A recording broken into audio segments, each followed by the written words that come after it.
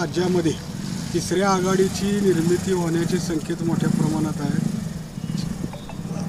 माजी खासदार छत्रपती संभाजीराजे, राजू शेट्टी, स्वाभिमानी शेतकरी संघटनेचे नेते, राजरत्न आंबेडकर, प्रहार संघटनेचे प्रमुख आमदार बच्चू कडू साहेब, हे सर्वजण एकत्र येण्याचे संकेत देत आहेत. तिसरी आघाडी करण्याचे संकेत देत आहेत. विविध शेतकरी संघटनांना देखील सोबत घेऊ असं त्यांनी म्हटलेलं आहे. आज जनहित शेतकरी संघटनेच्या माध्यमातून तुम्ही राज्यभर विविध प्रश्नांना वाचा फोडलेली आहे. तुमची भूमिका विधानसभेला काय असणार आहे? महायुती, महाविकास आघाडी की तिसऱ्या आघाडीबाबत तुम्ही काय सकारात्मक आहात? मी महाराष्ट्र राज्य जनहित शेतकरी संघटना संस्थापक अध्यक्ष प्रभाकर भैया देशमुख. महाराष्ट्र राज्यातल्या तमाम सर्वसामान्य शेतकरी असो, नागरिक असो, माता भगिनी असो, ह्या सर्वसामान्य लोकांचा विश्वास राज्यकर्त्यांवरचा उडलेला आहे. म्हणजे कुठल्या राजकीय नेत्याकडं कुठल्या भावनेनं पाहावं, काय नक्की कुणाच्या मागं जावं, अशी अवस्था ह्या 5 वर्षात म्हणलं तरी चालेल. मी काय महायुतीला नावं ठेवणार नाही, कारण महाविकास आघाडी स्थापन करताना सुद्धा शिवसेना भाजपची युती तोडून आदरणीय देशाचे नेते पवारसाहेबांनी ही राजकीय डावपेच आहेत त्या पद्धतीने त्यांनी डाव टाकले. तिथं महाविकास आघाडी शिवसेना भाजपची अभेद्य युती तोडली गेल्या 40-45 वर्षाची. त्याच्यानंतर पुन्हा 2 शिवसेनेचा जन्म झाला, 2 राष्ट्रवादीचा जन्म झाला. ही कसं वाटतंय म्हणजे ह्या पब्लिकच्या बाबतीत जर अभ्यास केला सर्वसामान्य, ही मतदार तमाम कोट्यवधी मतदार हे आपल्या महाराष्ट्रातले, तर काल रात्री एक आमदार एका नेत्याच्या गाडीत फिरतात आणि दुसऱ्या दिवशी त्यांच्या विरोधातल्या नेत्याच्या गाडीत फिरून पुन्हा तिकडनं तिकीट फिक्स झाले की तो झेंडा घेऊन उभं राहायचं. रात्रीत म्हणजे कुठला नामदार, कुठला राजकीय नेता राज्याचा, जिल्ह्याचा काय निर्णय घेईल सांगता येत नाही. अक्षरशः शाहू फुले आंबेडकर, लोकमाता अहिल्याबाई होळकर, लोकशाहीर अण्णाभाऊ साठे ह्यांच्या विचाराची ह्या राजकीय नेत्यांनी वाट लावलेली आहे. परंतु एकीकडे तुम्हाला असं सांगतोय की आता संभाजीराजे, छत्रपती राजांबद्दल मला अभिमान आहे, त्यांनी भूमिका मांडली. एकीकडे त्यांचे पप्पा महाविकास आघाडीतून खासदार आहेत. म्हणजे त्यांच्या घरातल्या विचारावर प्रेम करणारी कोल्हापूर जिल्ह्यातली लोक, तुमचे वडील आता महाविकास आघाडीच्या प्रचाराला आमदारकीला विधानसभेला बाहेर पडणार आणि तुम्ही तिसरी आघाडी काढून म्हणजे नक्कीच चाललंय काय? विचाराची नक्की काय चाललंय? म्हणजे राजघराण्यात एकाचलेच राजघराण्याचे आहेत तुम्ही. स्वाभिमानी शेतकरी संघटनेचे नेते राजू शेट्टी हे मागील अनेक वर्षापासून शेतकऱ्यांच्या प्रश्नासाठी आंदोलन करीत आलेले आहेत. तुम्ही जनहित शेतकरी संघटनेच्या माध्यमातून अतिशय आक्रमक आंदोलनं केलेली आहेत. शेतकरी वर्गामध्ये महाविकास आघाडी असो अथवा महायुती, कुठला पक्ष केव्हा कोणासमोर सोबत जाईल त्यामुळे विश्वास वाटत नसल्यामुळे शेतकऱ्यांमध्ये बी एक थोडं असंतोषाचं वातावरण आहे. वस्तुस्थिती महाविकास आघाडीचा जन्म 2019 झाला. त्यापूर्वी काँग्रेस, राष्ट्रवादी काँग्रेस यांची आघाडी होती. त्यांच्या काळातही शेतकऱ्यांवर अन्याय झाला अशी भावना व्यक्त करणारे शेतकरी दिसून येतात. महायुतीच्या काळातही शेतकऱ्यांवर अन्याय झाला आहे अशी भावना व्यक्त होताना दिसून येते. अशा वेळेला शेतकऱ्यांना एक तिसरं नेतृत्व पर्याय म्हणून तुम्ही पुढे जाणार आहात का? तिसऱ्या आघाडीत सामील होऊन? होय, त्या तिसऱ्या आघाडीच्या बाबतीतच मला बोलायचं आहे की आता एक 3 वर्षापूर्वी म्हणजे एकनाथ शिंदे सरकार येण्याच्या आधी महाविकास आघाडीमध्ये देशाचे नेते आदरणीय प्रकाशजी आंबेडकर साहेब ह्यांनी उद्धव साहेबांची भेट घेऊन उद्धव साहेबांच्या शिवसेनेतून महाविकास आघाडीतूनच मी तुम्हाला आघाडीतून पुढचे येणाऱ्या प्रत्येक निवडणुका लढणार असं त्यांनी पत्रकार परिषद घेऊन तुमच्या पत्रकार बांधवांसमोर जाहीर केलं होतं.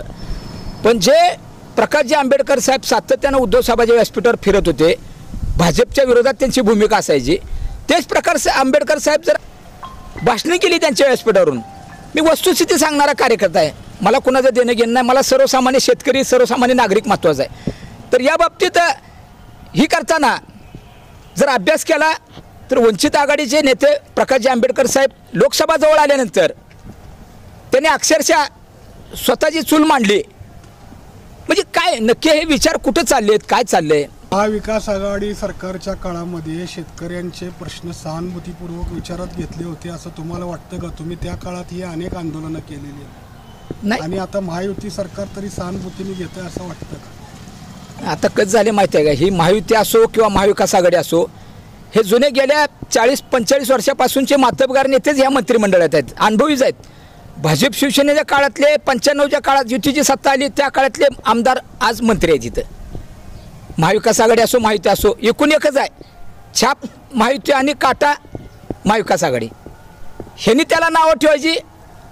महाविकास आघाडीवर सत्तेवर असताना महायुती म्हणत होती की ह्या एस टी महामंडळालाचं विलिनीकरण झालंच पाहिजे. गोपीचंद पडळकर उजव्या हाताला बसले कंडक्टर ड्रायव्हरच्या आणि डाव्या हाताला स्वतः सदाभाऊ खोत बसले. पण ह्यांची सत्ता आल्यानंतर आता पगारीत वाढ केली परवा, पण विलिनीकरण नाही. मी मुद्द्यावर बोट ठेवून काम करणारा कार्यकर्ता आहे. मला कोणाचंही कौतुक करायचं नाही.